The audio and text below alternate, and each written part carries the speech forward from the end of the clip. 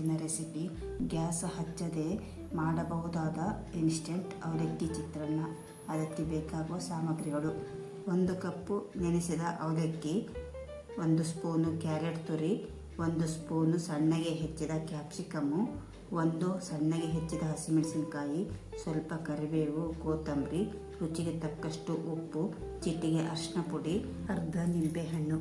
ಒಂದು ಪಾತ್ರೆಯಲ್ಲಿ ಅವಲಕ್ಕಿ, ಕ್ಯಾರೆಟ್ ತುರಿ, ಕ್ಯಾಪ್ಸಿಕಮ್ಮು, ಹಸಿಮೆಣಸಿನಕಾಯಿ, ಕರಿಬೇವು, ಕೊತ್ತಂಬರಿ, ಅರಿಶಿನ ಪುಡಿ, ಉಪ್ಪು ಮತ್ತು ನಿಂಬೆಹಣ್ಣನ್ನು ಹಾಕಿ ಚೆನ್ನಾಗಿ ಕಲಿಸಬೇಕು.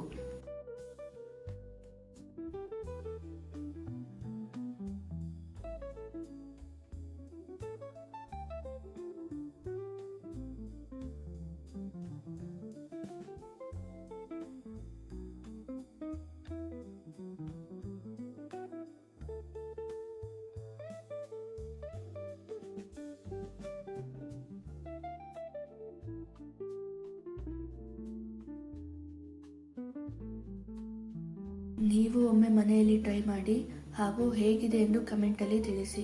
ದಯವಿಟ್ಟು ನಮ್ಮ ಚಾನಲನ್ನು ಸಬ್ಸ್ಕ್ರೈಬ್ ಮಾಡಿ. ಧನ್ಯವಾದಗಳು.